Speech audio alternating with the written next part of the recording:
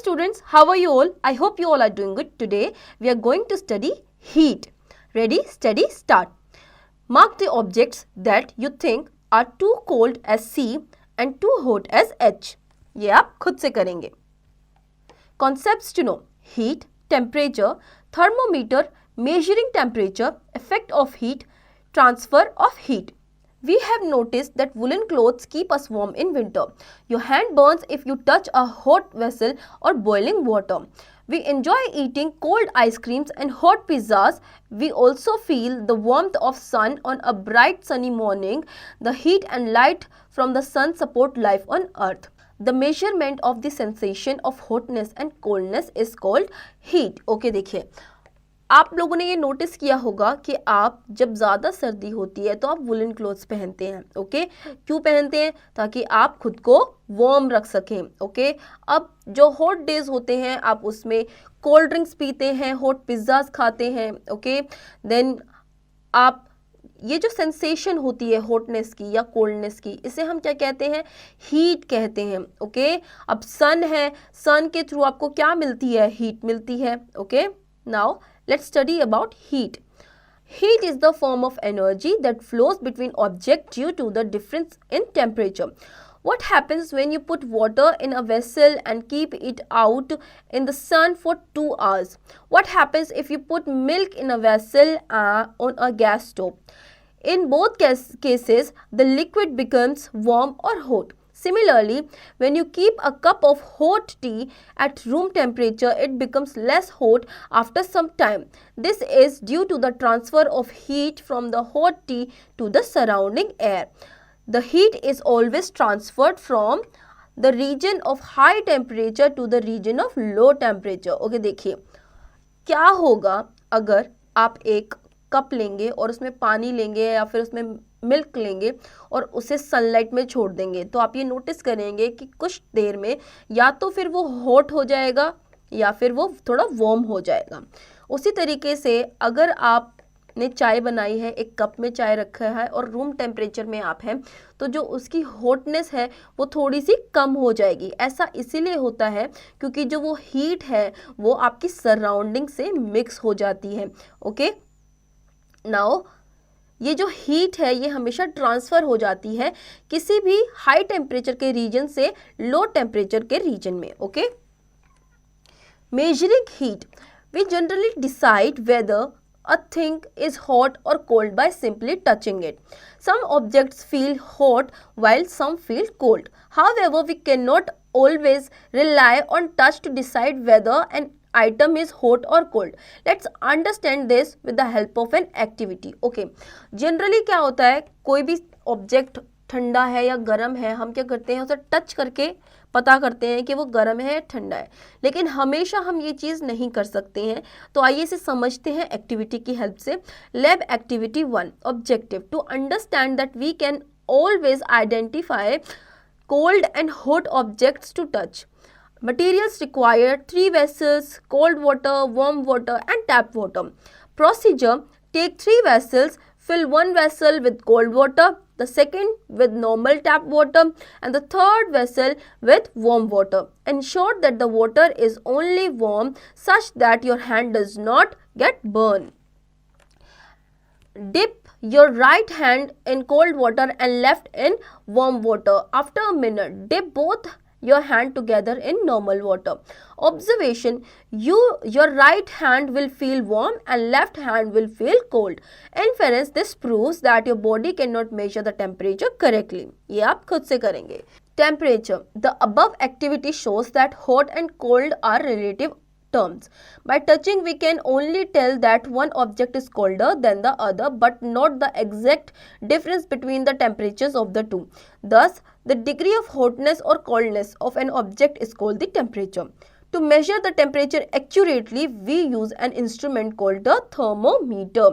Okay, देखिए हमने जो ऊपर एक्टिविटी पढ़ी उसमें हमने ये जाना कि किसी भी चीज़ का जो टेम्परेचर होता है वो ठंडा होता है, गर्म होता है, लेकिन हम उसको एग्जैक्टली नहीं बता सकते कि वो जो टेम्परेचर है वो कितना ठंडा है या कितना गर्म है. ओके, तो अब टेम्परेचर को मेजर करने के लिए एक इंस्ट्रूमेंट है जो यूज किया जाता है और उसका नाम है thermometer. Okay, temperature scales. The two commonly used scales for measuring temperature are the Celsius scale and the Fahrenheit scale. Okay, measure करने के लिए टेम्परेचर को 2 स्केल्स यूज किए जाते हैं. एक है आपका Fahrenheit और दूसरा है आपका Celsius. Okay, Celsius scale. This is the most commonly used scale.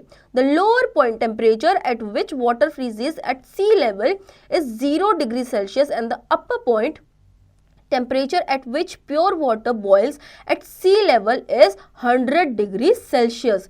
The scale between the 2 points is divided into 100 equal divisions. Okay, जो सेल्सियस है ये मोस्ट कॉमनली यूज किया जाता है. जो आपका लोअर पॉइंट है उसे जहाँ पे पानी जो आपका बिल्कुल सी लेवल पे फ्रीज हो जाता है वो 0 डिग्री सेल्सियस होता है. वहीं दूसरी साइड पे जो पानी है बिल्कुल हीट पे होता है. सबसे ज़्यादा टेम्परेचर जो होता है सी लेवल का वो होता है आपका 100 degree Celsius. Okay, Fahrenheit scale. This scale ranges from 32 degree Fahrenheit to 212 degree Fahrenheit. The scale between the 2 points is divided into 100 equal divisions. अब देखिए ये जो स्केल है ये रेंज करता है 32 डिग्री फ़ारेनहाइट से लेके 212 डिग्री फ़ारेनहाइट तक. और ये इसके जो 2 पॉइंट्स है ये डिवाइड किए जाते हैं 180 इक्वल डिविजन्स में. Okay, thermometer measuring temperature. You may have used the thermometer when someone in your family was down with fever. What is the purpose of using a thermometer when somebody has fever? In 1593, Galileo invented an instrument to measure temperature and named it as thermoscope. The thermoscope used water level to indicate the temperature, but it was not very useful. This is because water turns into solid ice at very low temperature and turns into gas vapor at very high temperature. Okay, आप लोगों ने घर में देखा होगा अपने parent को जब किसी की तबीयत खराब हो जाती है तो जैसे फीवर आ जाता है तो बॉडी टेम्परेचर चेक करने के लिए थर्मोमीटर का यूज़ करते हैं. ओके, तो 1593 में गैलीलियो ने एक इंस्ट्रूमेंट जो है वो इन्वेंट किया था जिसका नाम था थर्मोस्कोप. ओके, थर्मोस्कोप को यूज़ किया गया था वाटर लेवल पे टेम्परेचर चेक करने के लिए, लेकिन वो इतना ज़्यादा यूज़फुल नहीं था. क्योंकि जो वाटर था वो सॉलिड में आइस बन जाता है, मीन्स कि वो सबसे ज़्यादा लो टेम्परेचर पे है. वहीं वो वेपर में वो वेपर बन जाता है तो उसका जो टेम्परेचर होता है वो हाई टेम्परेचर पे होता था. D.G. Fahrenheit invented a new instrument called thermometer.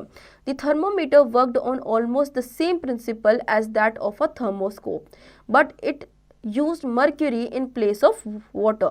This was more useful as mercury freezes at -38 degree Fahrenheit and evaporates at 674 degree Fahrenheit. The most commonly used thermometers nowadays are clinical thermometer and laboratory thermometer. Okay, देखिए D.G. Fahrenheit जो थे उन्होंने new instrument को invent किया था जिसका नाम था थर्मोमीटर. और थर्मोमीटर का जो यूज़ किया था उन्होंने सबसे पहले मर्करी पे यूज़ किया था. ठीक है, वाटर में यूज़ नहीं किया था, उन्होंने मर्करी पे यूज़ किया था. तो आज के टाइम पे हम जो मोस्टली कॉमनली यूज्ड थर्मोमीटर है वो है क्लिनिकल थर्मोमीटर और laboratory thermometer. Laboratory thermometer. A laboratory thermometer is used to measure the temperature of all materials. The common laboratory thermometer is used to measure temperature in the range of -10 degree Celsius to 110 degree Celsius. The temperature is measured by the level of mercury in the capillary. A laboratory thermometer might have mercury or alcohol as a liquid medium which is uniformly expends on heating. Okay, देखिए जो laboratory thermometer है वो use किया जाता है materials के temperature को major करने के लिए. ठीक है, जो कॉमन लेबोरेटरी थर्मोमीटर है वो जो है -10 डिग्री सेल्सियस से लेकर 110 डिग्री सेल्सियस तक के टेम्परेचर को मेजर करता है. ठीक है, अब देखिए इस तरीके का दिखता है laboratory thermometer. Okay, lab activity 2 objective. To measure the temperature of the tap water by using laboratory thermometer procedure, take some tap water in beaker, dip the thermometer in water so the bulb is immersed in water but does not touch the bottom of sides of the container. Hold the thermometer vertically and observe the movement of mercury in the thermometer till the mercury threads becomes steady. Observation: the mercury level rises, not the reading. Inference: this is the temperature of water at the time. ये आप खुद से करेंगे. Precautions while using a laboratory thermometer. The thermometer should be washed before every use. The thermometer should always be upright. Always hold the thermometer from the stem and not from the bulb. The bulb should not be in touch with the container. It should be surrounded in all sides of the object whose temperature is to be measured. Okay, precautions क्या लेनी चाहिए आपको एक laboratory thermometer use करते वक्त? आपको ये ध्यान रखना है कि उसे प्रॉपरली वॉश करना है यूज़ करने से पहले. ओके, नाउ थर्मोमीटर को अपराइट रखना है हमेशा, उसे होल्ड हमेशा स्टेम से करना है, उसकी बल्ब से नहीं करना. ओके, उसे टच नहीं करना, कंटेनर में रखना है जो कि ऑल साइडेड से जो कवर्ड रहेगा, सराउंडेड रहेगा किसी ऑब्जेक्ट की. Okay, now clinical thermometer. The thermometer is used to measure the body temperature is called the clinical or doctors thermometer. The normal temperature of the healthy human body is 37 degrees Celsius or 98.6 degree Fahrenheit. It ranges between 35 degrees Celsius and 42 degrees Celsius but not below or above this range. Thus, a clinical thermometer reads temperature between 35 degrees Celsius and 42 degrees Celsius.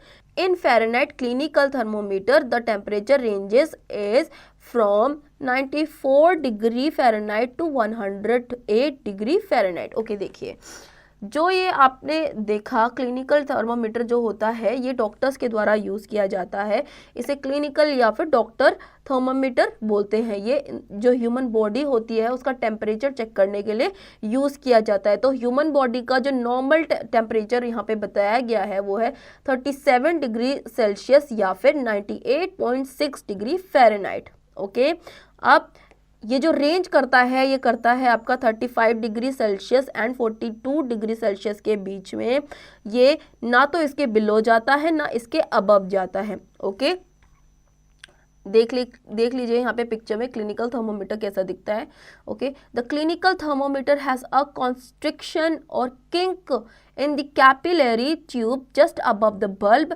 The kink prevents the mercury from falling down on its own after it has expanded in the capillary tube. Okay, देखिए इसमें ये देखो capillary tube दिखाया हुआ है ना, कौन सी है, और किंक दिखाया हुआ है कहाँ पे है. तो ये कंस्ट्रक्टिव होती है इस तरीके से. Okay, now precautions while using a chemical thermometer. Wash the thermometer with an antiseptic solution.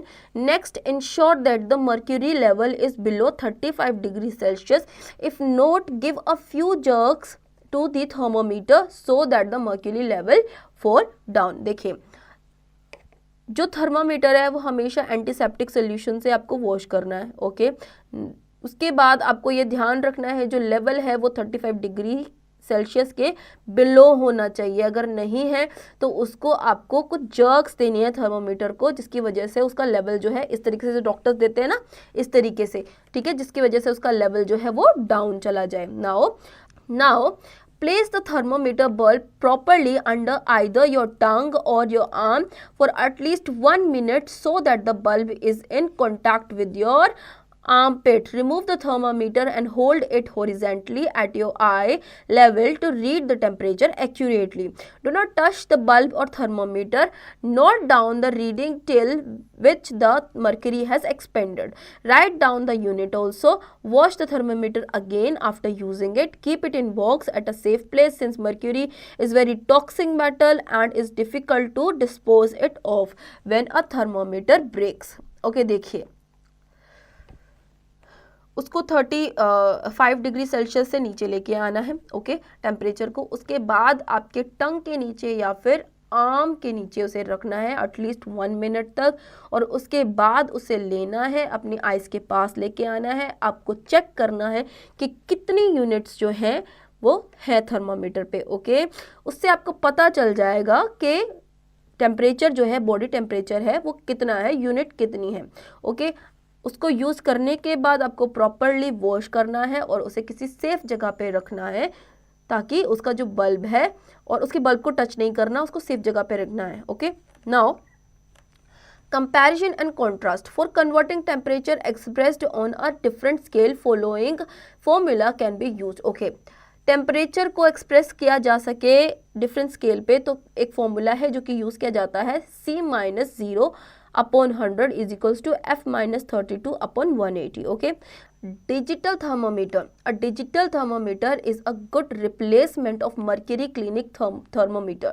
Mercury is a toxic substance and is very difficult to dispose of if a thermometer breaks.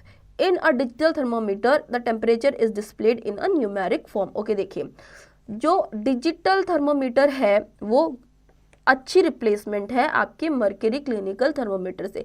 क्यों? क्योंकि जो आपका clinical thermometer है उसमें toxic substance होता है जो कि बहुत ज़्यादा डिफ़िकल्ट हो जाता है उसको डिस्पोज करना अगर वो टूट जाए गलती से। ठीक है, इसीलिए हमने डिजिटल थर्मोमीटर जो है वो आया है, और जो कि टेम्परेचर को डिस्प्ले करता है न्यूमेरिक फॉर्म में। ओके, किस तरीके का दिखता है साइड में देख सकते हैं आप। Effect of heat. What happens to an object when you heat it? Heat brings some changes in an object. Let us understand the effect of heat on objects. Change in temperature, change in the state of matter, change in the appearance, change in volume. Okay. क्या होता है जब किसी भी substance को या फिर object को आप हीट पे लाते हैं, तो टेम्परेचर चेंज होता है, स्टेट ऑफ मैटर चेंज होता है, अपीयरेंस चेंज हो जाता है और वॉल्यूम भी चेंज हो जाती है। Okay, Information literacy. At the temperature of -40 degrees Celsius, both the Celsius and the Fahrenheit scales shows the same reading. That is -40 degrees Celsius is equals to -40 degree Fahrenheit. Okay, जब -40 degree Celsius temperature होता है या फिर -40 degree Fahrenheit temperature होता है, तो ये दोनों सेम रीडिंग्स शो करते हैं। ओके, जैसे कि एग्जांपल में यहाँ पे दिया हुआ है -40 degree Celsius is equals to -40 degree Fahrenheit. Okay, transfer of heat. Heat is transferred from a hotter object to a colder object. This transfer continues till both the objects attain the same temperature.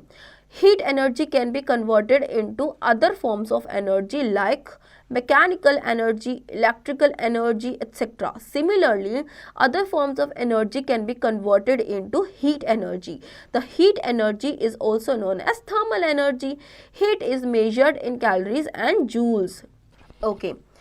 Heat को transfer किया जाता है hotter object से colder objects में, और ये continue किया जाता है तब तक जब तक दोनों सेम टेम्परेचर पर नहीं आ जाते हैं। ओके, हीट एनर्जी को हम कन्वर्ट कर सकते हैं दूसरे फॉर्म ऑफ एनर्जीज में, जैसे कि मैकेनिकल एनर्जी, इलेक्ट्रिकल एनर्जी। इसी तरीके से जो दूसरे फॉर्म के एनर्जीज हैं उन्हें हीट एनर्जी में कन्वर्ट किया जा सकता है। तो हीट एनर्जी को हम थर्मल एनर्जी भी बोलते हैं।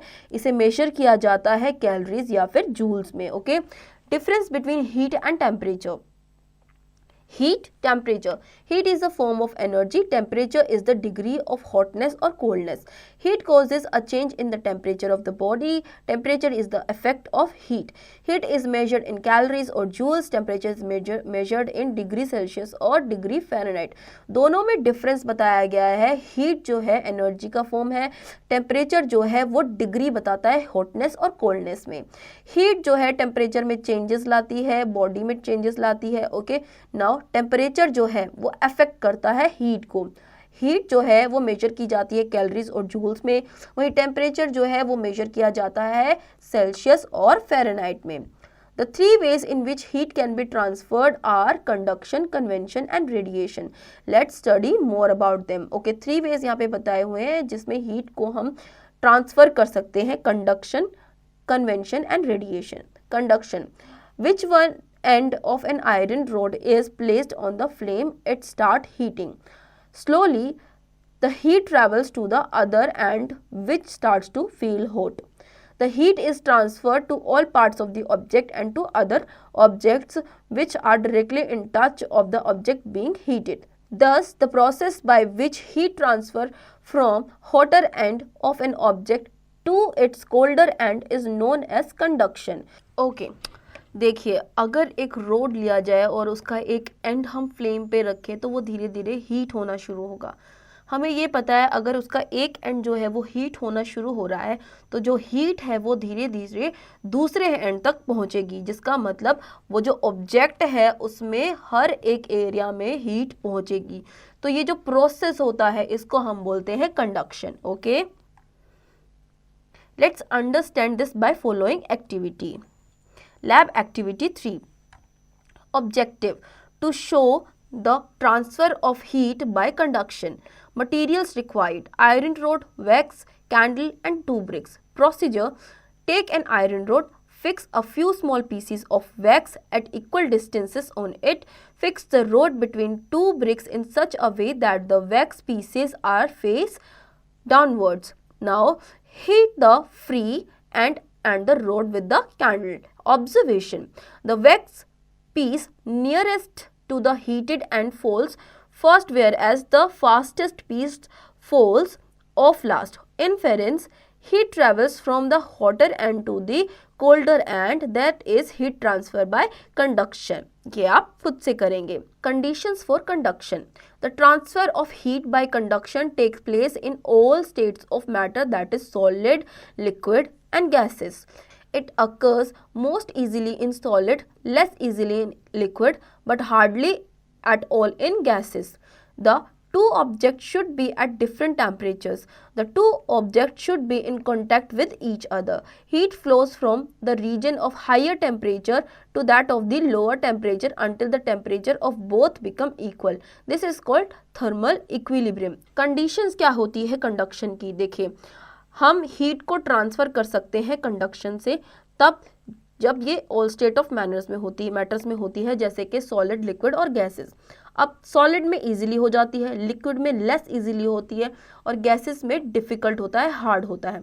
ओके, ये तब होता है जब टू ऑब्जेक्ट्स डिफरेंट टेम्परेचर पे होते हैं, टू ऑब्जेक्ट्स एक दूसरे के कांटेक्ट में होते हैं और हीट जो है वो लोअर टेम्परेचर के रीजन से फ्लो करके हायर टेम्परेचर के रीजन पे जाती है और दोनों का जो टेम्परेचर है वो नॉर्मल हो जाता है, एक जैसा हो जाता है। ओके, अब इसको हम क्या बोलते हैं? थर्मल इक्विलिब्रियम बोलते हैं इसको। ठीक है, conductors and insulators of heat, those substances which flow heat to flow through them easily are called conductors. Examples of conductors are iron, copper, mercury, aluminium, silver, steel, etc. Those substances which do not allow heat to flow through them easily are called insulators or bad conductors. Example of insulators are wood, plastic, glass, water, air, paper, etc. Air and water are also bad conductors of heat. वो substances जिनके through heat easily flow कर जाती हैं उन्हें बोलते हैं हम good conductor of heat, जैसे कि आयरन, एल्यूमिनियम, सिल्वर। ओके, और वो सब्सटेंसेस जिनके थ्रू हीट इजीली फ्लो नहीं कर पाती है उन्हें हम बोलते हैं बैड कंडक्टर ऑफ हीट या फिर इंसुलेटर्स, जैसे कि वुड, पेपर, एयर। ठीक है, एयर और वाटर जो है दोनों ही बैड कंडक्टर है हीट के। Now practical applications of conduct and insulators of heat. Use of conductors and insulator in the practical ways. Woollen clothes help in retaining body heat in cold weather because wool fibers trap air which is poor conductor. To conduct away heat, coils of refrigerators and air conditioners are made of copper. Cooking utensils are made of metals which are good conductor of heat.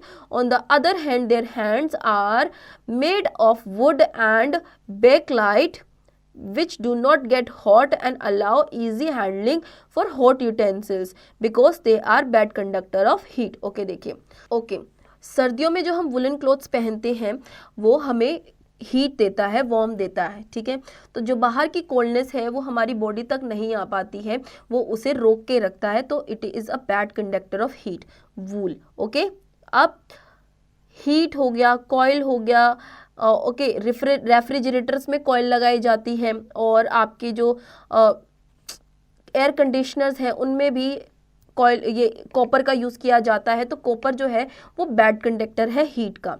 Then आपके जो cooking utensils हैं वो metal से बनाए जाते हैं, क्योंकि metals जो होते हैं वो गुड कंडक्टर्स होते हैं हीट के, तो वो इजीली हीट अप हो जाते हैं। वहीं उनके जो हैंडल्स हैं वो वुड के बनाए जाते हैं, क्योंकि वुड जो है वो बैड कंडक्टर होता है हीट का, और इजीली वो हॉट नहीं हो पाता है, तो आप इजीली अपने जो यूटेंसिल्स हैं उनको होल्ड कर पाते हैं। Okay, now aluminium being a good conductor is used in solar panels and solar heaters. Okay, aluminium use किया जाता है सोलर पैनल्स में और सोलर हीटर्स में। Okay, using two thin blankets together provide more warmth as the air trapped in between does not allow heat to escape. The inner walls of the thermos flask, which keep hot liquids hot and cold liquids cold, are made of poor conductors so that the heat does not escape. Okay, देखिए जब आप दो blankets का use करते हैं सर्दियों में, तो जो एयर है वो उसको ब्लॉक करता है और ये हीट का बैड कंडक्टर होता है। ओके, नाउ जो लिक्विड बॉटल्स जैसे कि आती हैं, ठीक है, उसमें आप जब हॉट वाटर इजीली रख पाते हो और कोल्ड वाटर इजीली रख पाते हो, कोल्ड के लिए अलग होती हैं, हॉट के लिए अलग होती हैं। तो जो थर्मोस फ्लास्क है वो उसमें यूज़ किया जाता है इस तरीके से कि वो हीट का बैड कंडक्टर होता है। Okay, now lab activity 4 objective to identify good conductor and bad conductor inflators. Materials required steel spoon, plastic scale, pencil, divider, copper wire, beaker and hot water. Procedure: take a beaker and fill it with hot water. Drop the listed thing in beaker, ensure that their one end is out of water. Wait for 5 minutes and then touch the other end of the object one by one with your finger carefully.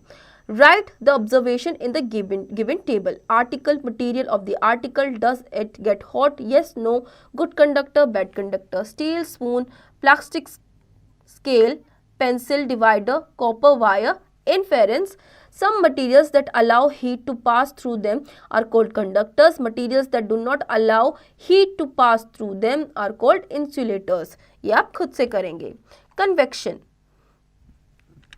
how does the top layer of water kept in vessel on a stove or fire get heated up? They may have observed that while using a room heater in winters, the room gets heated up. In these cases, there is no direct physical contact between the source of heat and the region which is heated. Then, how is heat transferred? The hot particles, being lighter, move upward and are replaced by the cooler particles from the surrounding. Thus, convection currents move vertically upwards. Okay, देखिए यहाँ पे जैसे कि आप water को एक container में boil कर रहे हैं, तो जो अपर पार्ट है वो लास्ट में बॉईल होता है। ठीक है, कैसे होता है, जो हीट है वो ऊपर तक कैसे आती है, वैसे ही जब आप अपने रूम में हीटर्स का यूज़ करते हैं तो आपका जो रूम है एक पॉइंट पे जाके प्रॉपरली हीट अप हो जाता है। ओके, ये कैसे होता है, देखिए जब हीट होना कोई भी चीज़ शुरू होती है तो वो धीरे धीरे हीट होती है, और जो बाकी आपके कोल्ड पार्टिकल्स हैं वो हीट पार्टिकल से मिक्स हो जाते हैं और उसके बाद जो टेम्परेचर है वो इक्वल हो जाता है। Okay, thus the process of heat transfer in which heat is carried from the hotter part of the substance to its colder part by the actual movement of hot particles, it is called convection. Okay, देखिए जैसे कि हमने पढ़ा जो hot particles हैं वो cold particles में जाके mix हो जाते हैं, और वो जो cold particles हैं फिर वो भी जो बन जाते हैं hot particles बन जाते हैं। तो ये जो process है इसे हम बोलते हैं convection. Okay, in case of water in vessel, when heat is supplied to the bottom of the bottom of the vessel is in physical contact with the heat source and gets heated by the process of conduction. The bottom layer of the water gets heated up. Now the water molecules start moving up and after some time reach the top of this layer gets heated up. This process is called convection. Okay देखिए, एक vessel में अगर पानी लिया है तो जो bottom वाला पार्ट है, जैसे कि ये बॉटम वाला पार्ट है और इस एक वेसल है और इसमें वाटर है, ये वाला पार्ट जो है यहाँ का जो वाटर है बॉटम वाला, यहाँ से हीट हो रहा है तो ये डायरेक्टली इसके कांटेक्ट में है। ओके, तो सबसे पहले ये वाली लेयर जो है ये हीट अप होगी। ये प्रॉपरली हीट अप जब होगी तो आप देखते हैं जब वाटर जो है बॉयल होता है तो उसमें बबल्स आने शुरू होते हैं छोटे छोटे। वो जो बबल्स आते हैं वो बबल्स अपर लेयर तक जाते हैं और अपर लेयर तक जाने के बाद जो एंटायर सब्सटेंस होता है वेसल के अंदर वो हीट अप हो जाता है। ओके, इस प्रोसेस को हम कन्वेक्शन बोलते हैं। This mode of heat transfer takes place only in liquids and gases. It cannot occur in solid because the molecules in a solid are closely held together due to strong intermolecular forces. Okay, ये जो process है convection का ये सिर्फ और सिर्फ liquid या फिर गैसेस में हो सकता है, ये सॉलिड में नहीं हो सकता क्योंकि सॉलिड में जो मॉलिक्यूल्स होते हैं वो एक दूसरे के बहुत ज़्यादा करीब होते हैं। ठीक है, एक दूसरे से इंटरकनेक्टेड होते हैं। Okay, Now, let's perform the following activity to understand how convection occurs in water. Okay, water में कैसे convection occur होती है ये activity के through हम जानते हैं। Lab activity 5 objective. To understand the process of convection in water, materials required: cold water, conical flask, potassium, pomegranate crystals, Bunsen burner, teapot stand, and a wire gauge. Procedure: fill a conical flask with cold water and keep it on the teapot stand. Now add some crystal of potassium permanganate in it. Heat the flask over the flame of the burner. Observation: after some time you will notice that purple water at the bottom starts moving upward. Once it reaches above, it again starts filling back because the water has reached above the cooled down and movement of molecules is back to normal. But the water that is now at the bottom and become hot and is moving upward. In fairness, this process continues till the whole water gets heated and this movement of molecules due to heating sets up convectional currents. ये आप खुद से करेंगे। Lab activity 6.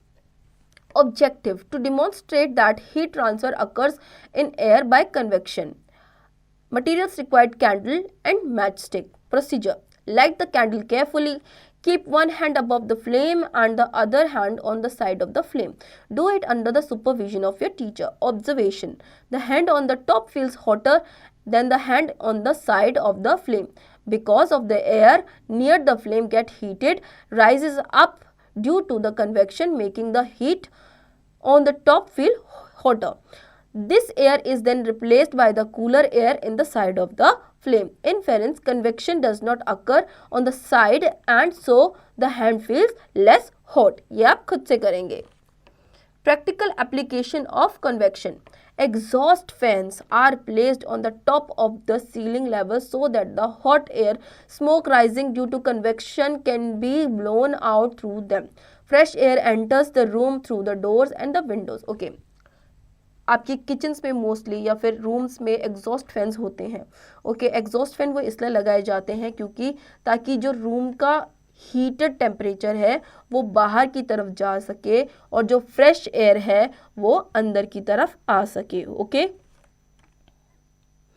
During daytime, the land heats up faster and the hot air above the land rises due to the process of convection. The cold air from the sea moves towards land into that empty space. This is sea breeze. Okay, sea breeze क्या होती है ये हमने previous classes में भी पढ़ी है। देखिए, जो हीटेड एयर होती है, वार्म एयर होती है क्योंकि वो लाइट होती है। ओके, क्योंकि अब यहाँ पे कन्वेक्शन का प्रोसेस भी हो रहा है, ये चीज़ ध्यान रखना। जैसे कि कन्वेक्शन में हमने लिक्विड में देखा कि वो ऊपर की तरफ जाता है, ठीक है। अब वैसे ही क्योंकि हीटेड एयर है, लाइट होती है, तो ये इजीली ब्लो हो जाती है ऊपर की तरफ और नीचे का जो पोर्शन है वो कवर कर लेती है कोल्ड एयर, ठीक है। ये जो प्रोसेस है ये कन्वेक्शन का होता था लिक्विड में, पर यहाँ हम एयर की बात कर रहे हैं तो हम इसे सी ब्रीज बोलेंगे। Okay, at night the land cools down faster than the sea water, so hot air above the sea water rises and the cool air is from the land moves towards the sea, filling the space. This is land breeze. Okay, देखिए सी water, day time में जो सी water होता है वो heat up हो जाता है. Okay, तो जो डे टाइम में उसके ऊपर की जो एयर होती है वो भी हीटेड ही होती है, लेकिन शाम होते होते जो एयर है वो कोल्ड होने लगती है. ठीक है, तो जो कोल्ड एयर है वो आपकी लैंड की तरफ आ जाती है और जो हीटेड एयर है वो ऊपर की तरफ चली जाती है. ठीक है, अगेन इसको हम क्या कहते हैं, लैंड ब्रीज कहते हैं. ओके, रात के टाइम पे जो लैंड के ऊपर जो एयर होती है वो कूल डाउन हो जाती है. ओके, तो जो कूल एयर होती है वो सी के ऊपर चली जाती है और सी की जो हीटेड एयर होती है वो हायर चली जाती है. ठीक है, इसको हम बोलते हैं land breeze. Okay, now heaters and blowers heat the room bye setting convection currents. Okay, heaters और ब्लोअर्स जो है वो रूम टेम्परेचर को हीट करते हैं कन्वेक्शन के through. Okay, now radiation. How does heat reach from the sun to us? It cannot be conduction because we are not directly in touch with the sun. It cannot be convection as there is vacuum in space between the sun and the earth's atmosphere. Okay, जो heat है सन की वो directly हम तक कैसे आती है. ठीक है, ये कंडक्शन नहीं हो सकता क्योंकि जो हीट है वो डायरेक्टली हमसे, जो सन की हीट है वो डायरेक्टली हमसे टच नहीं हो सकती है. अल्ट्रावायलेट जो रेज होती हैं वो हमें सन की हीट से प्रोटेक्ट करती हैं. नाउ कन्वेक्शन भी नहीं हो सकता क्योंकि जो वैक्यूम है स्पेस में सन और अर्थ के टेम्परेचर के बीच में वो उसको रोक के रखता है. ठीक है, recall that air is a poor conductor of heat and convection takes place only in the upward direction. In both these cases, heat is transferred by the process known as radiation. देखिए, अभी हमने थोड़ी देर पहले पढ़ा था कि air जो है वो पुअर कंडक्टर है हीट का. ठीक है, तो यहाँ पे कन्वेक्शन जो है वो अपवर्ड डायरेक्शन में पार्ट लेती है. तो अब बोथ केसेस में अगर देखा जाए हीट जो है वो ट्रांसफ़र हो जाती है और इस प्रोसेस को हम रेडिएशन बोलते हैं. Okay, the process in which heat is transferred from a hotter region to a colder region without any medium in between is called radiation. Okay, जब जो हीट है वो ट्रांसफ़र हो जाती है होटर रीजन से कोल्डर रीजन में किसी भी मीडियम के बिना उनके बीच में, इस प्रोसेस को हम रेडिएशन बोलते हैं. ठीक है, it can take place in vacuum. In radiation, heat travels in a straight line from the hot object which radiates it. All hot substances, solid, liquid, gases transfer heat by radiation. Higher at temperature, higher will be the radiation. The heat which comes out of the hot body is called radiant heat. Okay. ये तभी होता है जब vacuum होता है. ठीक है, radiation में क्या होता है, हीट जो है वो ट्रेवल करती है स्ट्रेट लाइन में हॉट ऑब्जेक्ट से. ओके, जो कि रेडिएशन होती है. ठीक है, जितने भी हॉट सब्सटेंसेस होते हैं जैसे कि सॉलिड, लिक्विड, गैसेस हो गए, वो ट्रांसफ़र करते हैं हीट को रेडिएशन से. जितना हाई टेम्परेचर होता है उतना ही हाई जो होता है रेडिएशन होता है. ओके, अब ये जो प्रोसेस हो गया हीट, जब हीट जो है किसी भी हॉट बॉडी से बाहर निकल के आती है तो उसे हम बोलते हैं radiant heat. Absorption of radiation. The absorption of radiation result in an increase in temperature of the object. Dark colors absorb heat better than the light colors. All good absorbers of heat are good radiators. Black surfaces radiate heat most rapidly. Shiny and smooth surfaces like polished metal reflect most of the heat and absorb less of it. All bad absorbers are bad radiators. Okay, देखिए, colours जो हैं उन पे भी depend करता है कि कितनी हीट ऑब्जर्व की जा सकती है. ठीक है, जो डार्क कलर्स होते हैं वो हीट को ज़्यादा ऑब्जर्व करते हैं, लाइट कलर जो होते हैं वो हीट को लेस ऑब्जर्व करते हैं. जैसे कि ब्लैक कलर है वो हीट को फास्टर ऑब्जर्व करता है. ठीक है, now lab activity 7 objective. To prove that black surfaces are better observer and radiators of heat. Materials required: 2 identical cold drink cans, black paint, white paint, 2 thermometers, room heater and water. Procedure: take the cold drink can, fill them with equal amount of water. Point 1 can black and the other white on the outer surfaces. Place the thermometer vertically in each can with the bulb of the thermometer dipped in water. Now place both the cans at an equal distance from the room heater. Switch on the heater and let it remain on for 110 minutes. Observe the reading in the thermometer. Now switch off the heater, leave them undisturbed for 10 minutes. Now again check the readings in the thermometer. Observation: when heater is switched on, the thermometer reading in the thermometer placed in the black can is higher than the thermometer placed in the white can. When heater is switched off, the reading in the thermometer placed in the black cans falls more rapidly than the thermometer placed in the white can. Inference: both the cans start emitting heat radiation to the surrounding. ये आप खुद से करेंगे. Practical applications of radiations. White and light colored clothes are more comfortable in summer because white clothes absorb less and reflect most of the sun's heat that falls on them. Okay, देखिए summer में white या फिर light color के जो clothes होते हैं वो बहुत ज़्यादा कंफर्टेबल होते हैं क्योंकि वो हीट को लेस ऑब्जर्व करते हैं और रिफ्लेक्ट करते हैं सन की हीट को कम. ठीक है. नाउ डार्क और black clothes are preferred in winter as they observe more heat. Winters में हम डार्क और ब्लैक क्लोथ्स को प्रिफर करते हैं क्योंकि वो हीट को ज़्यादा ऑब्जर्व करते हैं. Okay. Objects like solar cookers and cooking utensils are painted black to absorb more heat energy. Electric room heaters have a polished metal surface behind the heating element. This surface reflects the radiant heat in front of the heater, making it more effective. Okay, देखिए. Okay. Solar cookers जो होते हैं उनको black paint किया जाता है ताकि वो हीट जल्दी ऑब्जर्व कर सकें.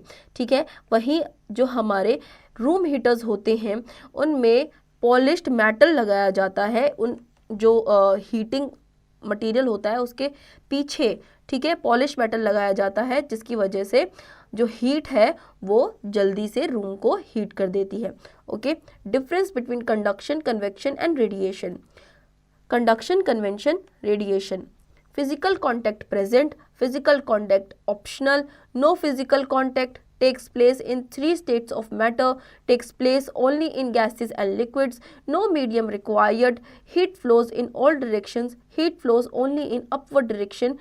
Heat flows in all directions. देखिए डिफरेंस क्या है तीनों में ये बताया गया है. कंडक्शन में फिजिकल कांटेक्ट प्रेजेंट होता है, कन्वेक्शन में फिजिकल कांटेक्ट ऑप्शनल होता है, रेडिएशन में कोई फिजिकल कांटेक्ट नहीं होता. कंडक्शन में जो 3 स्टेट्स ऑफ मैटर हैं वो होते हैं. ठीक है. कन्वेक्शन में भी 3 स्टेट्स ऑफ मैटर होते हैं लेकिन रेडिएशन में कोई मीडियम नहीं होता. कंडक्शन में हीट जो है वो ऑल डायरेक्शन में फ्लो करती है. कन्वेक्शन में हीट सिर्फ अपवर्ड डायरेक्शन में फ्लो करती है और रेडिएशन में हीट जो है सारी डायरेक्शन में फ्लो करती है. Okay. Read at a glance. Heat is a form of energy that flows between objects due to the difference in temperature. The degree of hotness, coldness of a substance is defined as a temperature.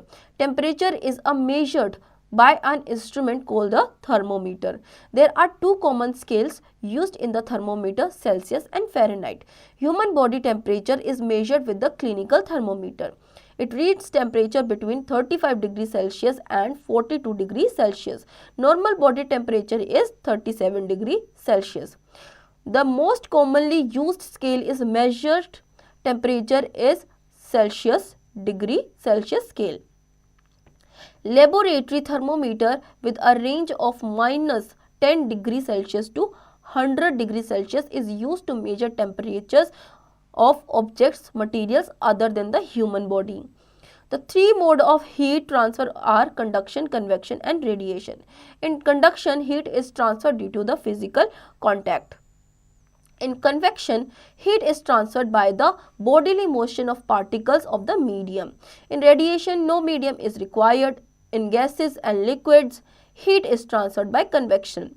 Rough surfaces and dark colored objects absorb radiant heat better than smooth and shiny surfaces and light colored objects. Good conductors allow heat to pass through them. whereas poor conductors or insulators do not allow heat to pass through them. Key terms to know. Heat. The form of heat which is responsible for the sensation of hotness and coldness, temperature, degree of hotness or coldness of an object, thermometer, a device of instrument used to measure temperature, conduction, the process of transfer of heat from the hotter end to the colder end of the object.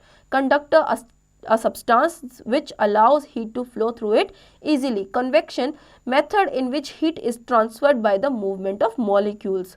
Insulator, a substance which does not allow heat to flow through it easily.